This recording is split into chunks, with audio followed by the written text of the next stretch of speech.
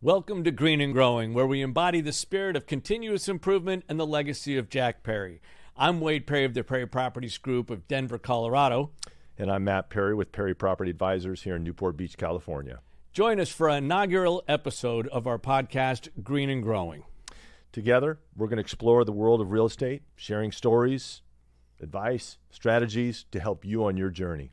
So let's make every day an opportunity to be green and growing and upsize your life to the next level. Welcome.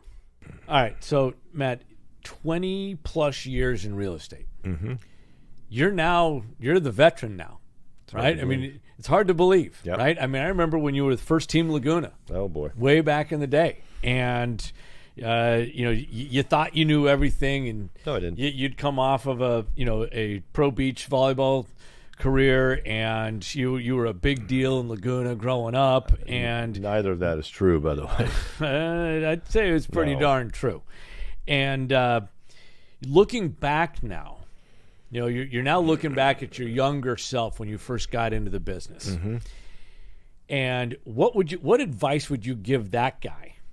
What you know now, what would you go and tell that 28-year-old Matt Perry to do differently? Get serious, Oh, okay. to keep it simple. I wasn't ready. I mean, you think about how different our paths were, and you went directly into that corporate world, whereas I didn't, and that was my choice. Right. And I think that hurt me. I didn't have any formal, business type education. I mean, I was a less than mediocre athlete that had the ability to play sports in college, and so Hold on. Are you trying to tell me that you can play college sports at UCLA and be less than mediocre? I was. I ain't buying it. So, I guess to get into the business, to treat it like a business and respect it that way and approach it every day with a business mind. Yeah. And that's really, I wasn't mature enough. I didn't know. I really, as I said earlier, I got in the business for all the wrong reasons, but I think it's a lot of the same reasons people do it. Yep. Because you don't have a boss, there's no hours, there's zero accountability. None. And By the way, there's no limit to your income. There's no ceiling. No. Guess what? There's also no floor. No, there isn't. And I think, if I had been a little more serious and hungry, but I was not hungry for what I thought I would be until I was probably 29, 30 years of age. I got in the business when I was like 25. Oh, geez. Yeah. So we're coming up on 30 now. I know it's hard to believe. Okay, coming up on 30 years. Yeah. All right. But I really didn't get serious. And, I did it and did enough to keep myself alive and having fun and, right. Living the life of Riley, I guess we call it. You had a good life. Oh, fantastic. You had a great life. So Still do. It's been a wonderful blessing. life. So, okay, let me shift gears on that. The industry is very different than it was then, and it's also exactly the same as it was back then. But if you were to look at the industry today, where you now have all kinds of apps, and it seems like there's a different company every week that wants to sell you a silver bullet that will, take away all of the hard work of this business, and money will just rain down from the heavens. And we know that's not true. But I think that today a lot of young realtors get into the business and they're thinking that all of these gadgets, tools, apps, etc., are going to make it all go. And I know you pour into agents now. You are very, very good about helping younger agents. You said that you would tell your future your past self to be more serious and to treat it like a business from an earlier time. What would you tell the younger agent today?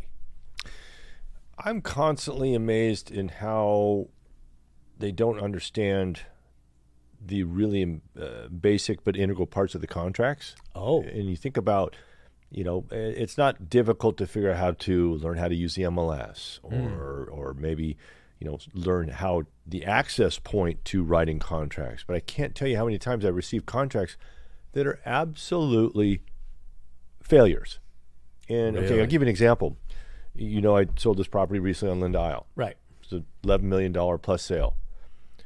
The buyer was represented by an independent broker and her friend who have zero transactional history. in the MLS. Zero. Zero. No transactions. This is their first deal. She's been a broker a long time, had a broker's license, and it was literally, and this is where I'm probably overstepping the boundary, because if you really looked hard, you figure out who they are. But the reality is, it was no less than 7, 8 revisions I had to help them with. Holy cow. And they didn't even know how to use DocuSign, to the point where I had to send a counteroffer directly to her client to sign, which never happens. No. I'm representing the seller in the trust. Yeah. Whereas, and it just, see, that's the stuff that kind of sends me up the wall a bit. Right. And that it's way too easy access of an industry. I've said forever, like when I got a broker's license, that's still too easy. Yeah. I've thought for a long time it should be a much more difficult license to obtain.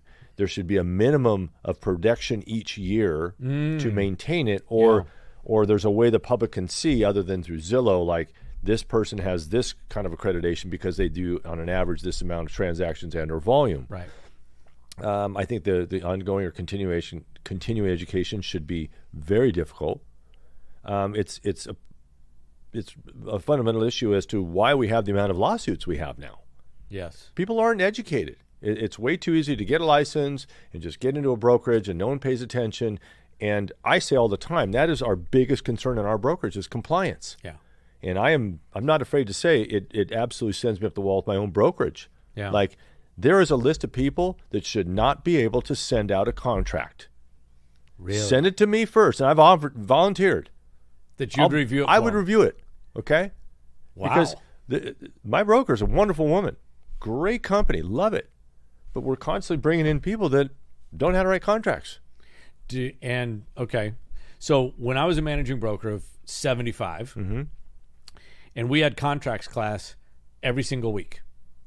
Every week. And we went through the contract line by line. And when we finished the contract, it would take us about 4 or 5 weeks. Guess what we do? Start over. Yeah.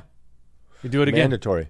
Do it again. See, that's and to me, every single every spot in the contract that has a blank or a checkbox is a point of negotiation. Yep. Every single thing that you can put in or check or uncheck is a point of negotiation. Or a point of exposure.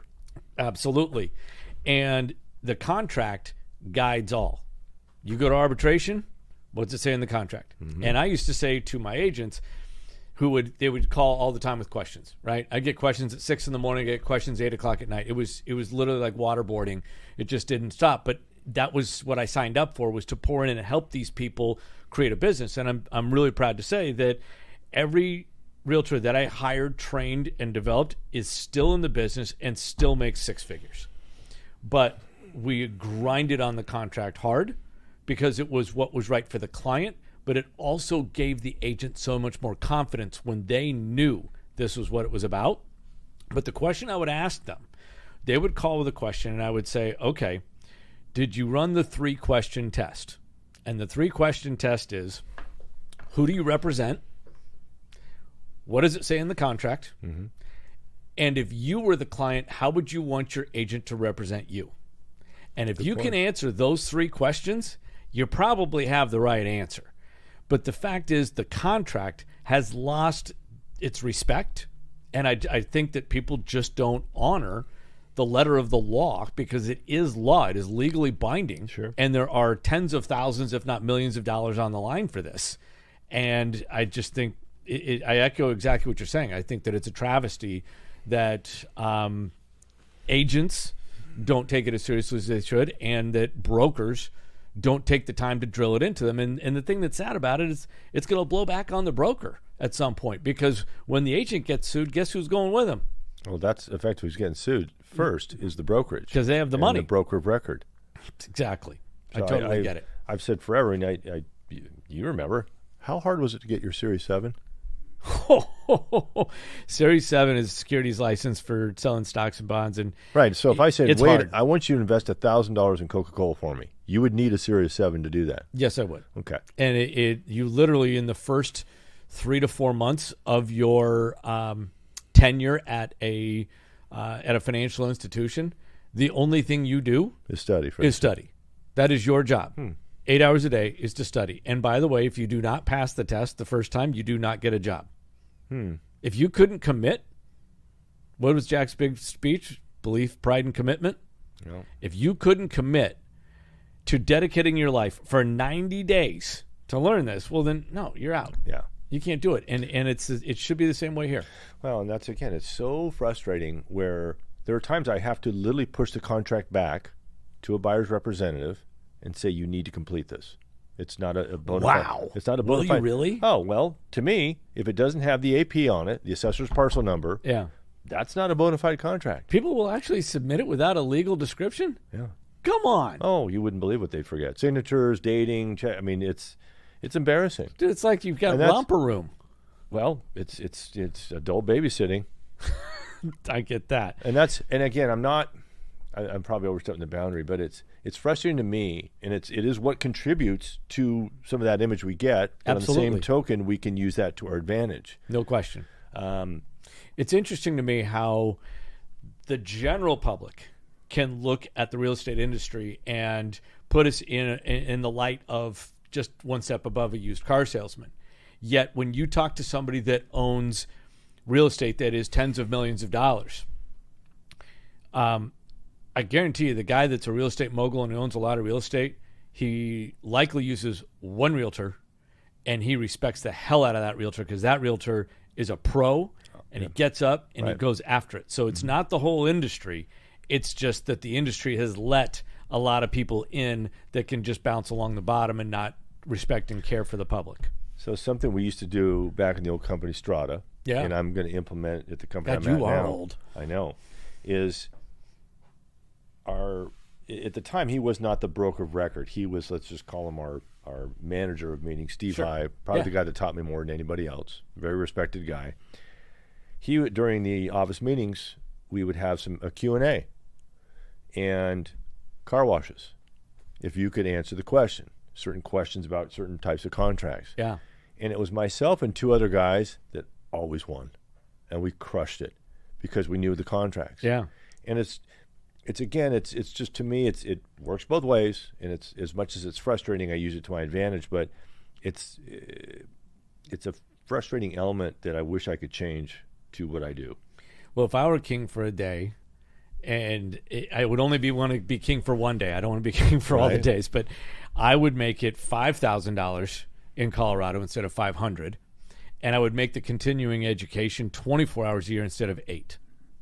And here's what would happen: A whole bunch would a get out. third of the realtors would be gone tomorrow. Right. Right? Because let's face it, if I sell 25 to 30 properties a year and the average realtor sells 3, that means that there are 27 other realtors that got 0. Mm-hmm. So they're going to be gone. The coffers, the bank accounts of the industry to be able to build tools to help clients would be overflowing, Right. which would be great. And the real winner would be the public because it would be served by a realtor that is experienced and pours in and gets it right. Well, and with that comes some actual teeth to our governing entities. Yeah. That's why I have a problem. Because, again, I'm going to walk the line right here, but I see it in my own farm. There's a lot of deceptive marketing that goes on. Now, this whole, I don't know about your contracts, but here in California, they changed recently Oh, because of the whole coming soon yeah. process. I don't know if that happened in Colorado, and It did. I'm not going to name the brokerage that promoted that, but that was a big thing where the sign goes up. It's not in the MLS, Right. but there's a sign right that says coming soon, And it's there for 3 weeks. or 3 days. Who benefited from that? The agent. Right. So how many times did you get a call from a client saying, hey, God, I'm seeing this coming soon sign over here. Can you tell me about it? Nothing in the MLS. Yeah. We had to literally change our MLS. Yep. We had to change our contracts. Yeah. And there's a lot of clear cooperation language within it Yep.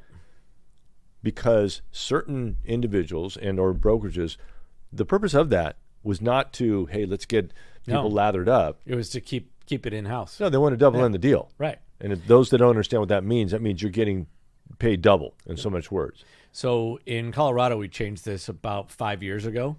And first of all, once you have a signed contract, a signed listing agreement, it must be in the MLS in 72 hours. How do you get it Hold on. photographed? What's that? How do you get it photographed? Then the second piece of that is that once it's in the MLS is coming soon, 7 days later, automatically it will switch over to active status. Okay. So we were kind of on the forefront of, like, we don't have dual agency. How does that work? So what you have now is you're an agent or you're a transaction broker. Okay. So if I'm an agent, I have to, the way that I like to describe it is this. James Bond is an agent of the Queen.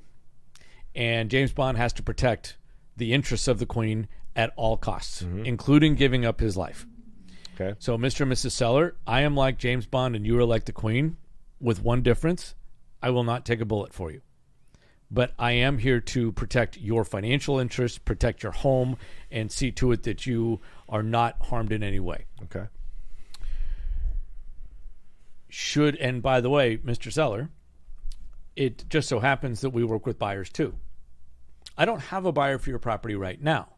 However, I might have a buyer in a week, 2 weeks, or a month, I don't know, that matches your property description. Would you like me to show your property to that buyer? Yes. Okay. Congratulations. You're 100% normal. And I would be happy to do that. However, you have to understand that I have an agency with you. I have to protect you. I cannot be an agent for them and an agent for you at the same time. All right? I can't be married to two brides at once. So if that happens, I'm going to ask you first, would you like me to change my status from being an agent to a transaction broker, in which case I would go from being your coach to a referee? Now, let me explain how this works. If I'm a transaction broker and they write an offer, I'm going to submit the offer to you. Now, I cannot tell them that you just suffered a life-threatening illness and you have to sell your house tomorrow. I can't share that with them. And I cannot share with you that they just won the lottery for $63 million and can pay cash for your house 5 times over. I can't share that information. All I can do is pass information from them to you back and forth. I can advise, but I cannot advocate. And I'll give you an example. Let's say that we go to Denny's and I'm your waiter and you ask me what's good. I say, well, you could get the oatmeal. It doesn't taste all that great, but your cardiologist is going to love you. Or you could get the moons over my hammy, and your cardiologist is going to hate you, but you're going to really enjoy eating it. Okay. Yeah, but Wade, which one should I get? I can't tell you that. I can tell you the pros and cons of different decisions, but I can't tell you which way to go. So I can advise, but I cannot advocate. And so I go from a coach to a referee. Referee's impartial. He's got white stripes and black stripes. See, I can't favor one versus the other. But it is very clear in the Colorado contract as to how that works. So we are different in that we allow dual agency. Yep. And I always explain it in that I have a fiduciary responsibility to that seller first and foremost when I sign that listing agreement. Right. And as much as I can't divulge any of their information unless I'm directed to do that to the other side, I don't do that. For you, that sounds to be incredibly difficult, and it takes your value completely out of the equation. What value are you? Actually, I disagree. Number one, it does come with a reduced compensation. However, it is a benefit to the client, not only financially, but I should say the skill set is very deft. You have to be really, really careful that you're not advocating for one versus the other. It's a much higher skill set. And it's up to you. I always ask the seller first, I can remain your agent and I can refer this buyer to somebody else, or I can be in the middle, but I can't give you favoritism and I can't give them favoritism. Right. And it does come with quite a bit of financial savings to do that. So Matt, right now, you're let's say that you're talking to a group of sellers, or even if you're teaching a class to younger agents, what are the 3 things that a seller has to get right before they go to market? Preparation, presentation, and pricing. Ooh. Oh, the 3 Ps. That's really off the cuff here. No, too. but that is well, we always talk about we're here to help you prepare the property, price the property, and promote the property. I'll be darned. So something I've been doing for a while is first off, I always tell an owner, if I showed up overweight, poorly shaven, and holes in my pants, I probably wouldn't get the job, right? Or at least you would have a negative first impression. Yes. So that's huge in our industry. You have to make a good first impression as a piece of real estate because you might have the greatest home in the area. I love that analogy. But basically, you're going from the person showing up looking good, the property needs to look good. So, it's tough for me to quantify. Hey, did you get that? That was gold. If you're going to show up looking good, you should get the seller to make their house look good. Yeah. But what I always say is that it's tough for me to quantify dollars in versus dollars out. But I think, if in our case, CAR, NIR, studies have been done that probably the biggest or best return on the investment would be landscape and paint. Certainly get the home thoroughly cleaned. Yeah. And you'd be surprised how many times I see a clean job that's a C minus D plus. I mean, really clean. Like 1600 Pennsylvania Avenue clean. I want hospital clean. Yeah. I mean, hospital clean. That's good. So that and that, think of yourself as a potential buyer, and you need to present the home the right way. Get rid of clutter. Yeah. And if you've got some big furniture that's crowding spaces just because it's comfortable for you and your kids to lay on, but it might really dwarf the room or not be aesthetically right, you might not need to change out that couch. Sure. Or get a stager to bring some stuff in. But most importantly is positioning it correctly. So it was all fun and games. When the market was just literally the wild, wild west, you put a sign out and boom, multiple offers. Interest rates more than double. And something that term that I started to hear a lot of was deceleration. And we saw a lot of it. We haven't seen a whole lot of lowering in values because we haven't had enough transactions. By the way, just for the public, deceleration is not market prices going down. No, it's the pace. Rate of appreciation is not as high. Right. And I'm also, just for the layperson to understand, that we're not moving at the same pace also. And what I've really tried to impress, and I'm literally in a couple of years, I think I'm a couple dozen times successful on this, is now more than ever, the market's never been so brutally honest.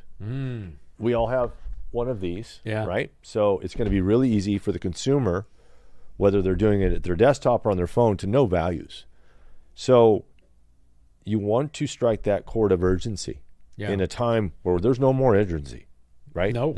So how do you do it? You price it to do so, meaning you intentionally figure out what's it worth, what are the rates of measure, and let's price it so that you have multiple offers immediately. Because it's negotiations 101 is leverage. Yeah. And you only have that leverage for a short time. Because I don't make many absolute or guaranteed statements, but one thing I will say is that as you start accruing days on market, you are absolutely losing leverage as a seller. No question. If you're out looking at homes, blood in the water. Well, would you make a full price offer on a home that's been listed for the same price for 30, 45 days? No. No, not a chance. No. Not a chance. But if it comes on the market and you say, honey, this is an incredible value, we better get over there. Hey, give us an example of when you did that. I've done it literally a couple dozen times. No, I know, but I know that there's at least one in Granville recently. There's a couple in Granville. I'd say one of the best stories is right up here in the Heights, where it's a trust I'm representing, and the units aren't in great condition. It's a duplex, two bedroom, one bath units, and we've got kind of an interesting guy living in one of them. He's nice. His mama loves him. So, long story short, we price it at 1.2. Okay. And we create a window of time, which I always do with the income properties. I approach the tenants and say, look, I understand this is your home. This is where you live. And I come along, I'm the Grim Reaper. And I explain to them the law here in California that it's very now protective of the tenant and their rights to stay where they are. But still, I explain. As long as they're in a lease. Correct. Yeah. But I explain that, we'd like to create a window of time that'll be convenient for you in the next day or two for how buyers shuttle through. And I absolutely just say, here's your 2 to 3 hour window, buyers, come on through. So that, number one, it's most convenient for the tenants, because I'm going to need them. I'm going to need their cooperation, because they're going to have to fill out some documents and help with maybe inspections and all that as far as opening the door. But most importantly, you create that sense of urgency, because all the buyers see themselves walking through together. They're literally bumping into each other. And they're saying, like a cage match. What's going on here? So we intentionally price it down. So there's you'll establish what you think is probably market value, but you'll price it to market, say 3%, 4%, 2%, whatever, below what you think is fair market value. Correct. To create a sense of value. Sense of urgency from buyers, so they're willing to fight for it.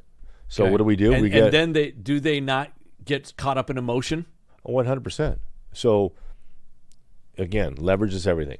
So we indicate showing times are this, offers are due by this date. Offers come in. I think we had 7 or 8 offers. And sure enough, they're coming in over list. We counter a number of the buyers, and this is how a seller learns they're going to get the highest amount of buyers willing to pay in the shortest amount of time. Yep. On that multiple counteroffer, now in California, we send a seller multiple counteroffer. That's the indication that, hey, the sellers received multiple offers, and we're countering multiple buyers at once. Yep. So you have competition. We don't put a price on it. We say buyer to submit highest and best price. Mm-hmm. So this is, again, the seller's going to learn what is the highest a buyer's willing to pay. There's never going to be a question. Sure enough, we go through a couple rounds. That property sold for over 1.6. Hold on. Let me make sure I got this right. Came at 1.2, sold at 1.6. Correct.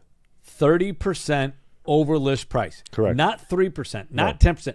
30% over list price. Right. We knew at the time, I thought it was a 1.4 to 450 deal. So a moment ago, you talked about the 3 Ps as being the secrets for a seller. Right. I'm going to add a 4th P, and that's professional representation. Because if you don't have a guy like this that's got something like that in his toolbox, you would have left $400,000 on the table. I just want to know, what would you do with $400,000? Well, what would you do with $40,000? Get a professional realtor. Sorry, go ahead. But the thing is, I see, and I'm sure you see it where you are too, is that so many sellers, they make the mistake.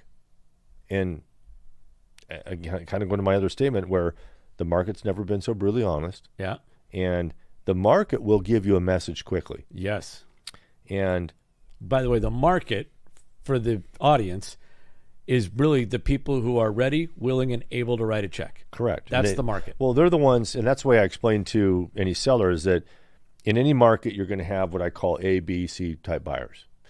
The A buyers have exhausted the inventory. Yep. They have absolute real reasons and or desires and wants to buy. Yep. They have the ability.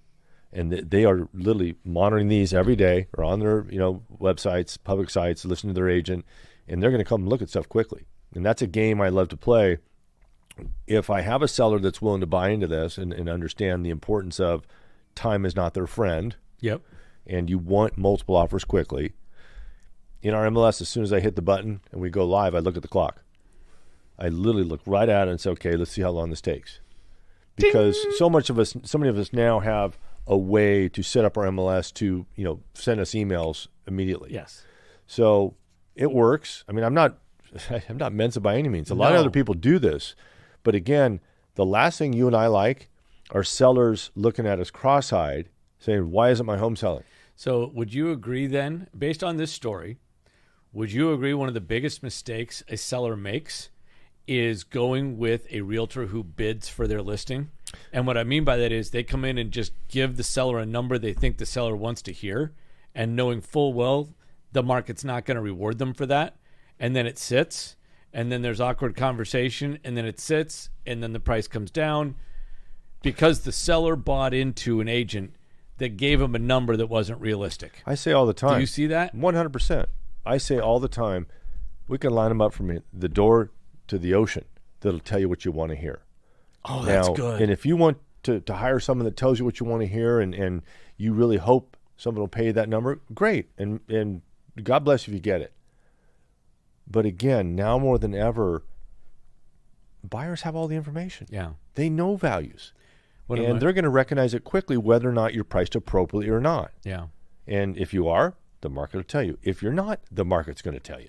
It's funny you talk about that in one of the dialogues that I like to use when I go meet with a seller, and I'll ask them what they think their house is worth, and I'll get a real gauge as to, okay, are you... Do they usually answer? Or Oh, yeah. Say, oh, no, every now and then someone will say, well, that's why you're here. Right. You know, I get that a lot. But they will. And they'll tell me this or that. And if I think they're being unrealistic, one of my favorites, and this is from my coach, Brian Buffini, is, Matt and Raquel, I would much rather disappoint you tonight than to really upset you for the next 90 nights. I'm kind of like your cardiologist. I can tell you what you want to hear, but I think what you really want to hear is the truth. And I say it all the time. If we're going to have an awkward conversation in 90 days because I wasn't straight up with you and having the willingness to have a tough conversation right now, then I'm probably not the realtor you want to hire. Yeah. So I'd rather disappoint you one night than have you upset with me for 90. Well, it's the basics. I mean, it's amazing how many agents are afraid to tell the truth. Yeah. And I'm crossing the line, but it's No, you're trying to make our industry hold to a higher standard. That's not crossing the line. Oh, Lou Holtz, great saying. Who gave you the right to lower the standard? Nobody. No. But it would be so easy for a lot of sellers to absolutely net the highest amount if they really sought out a pro. Yep. Start off by qualifying the representative. Yeah. I mean, that's a whole other thing we could talk about hours on. I see so often people hire individuals that have no track record, no market share, no qualifications, and maybe it's just because they left a note on the door and said, hey, would you be willing to sell your house? Or they're trying to help their sister's cousin's third niece new puppy that just got their license. And we all know those are the types of transactions that not only properties languish on the market for a long period of time, probably not practiced in going through the process of not just the negotiation but the disclosure process, which results in more lawsuits. Completely agree. We hope you enjoyed today's episode of Green and Growing. Don't miss out on future episodes. Be sure to like, comment, and subscribe to our podcast, and connect with us on Instagram, Facebook, LinkedIn, and YouTube for exclusive updates. Your engagement helps us to continue to provide valuable insights to our growing community. And remember to stay green and growing. Thanks for watching.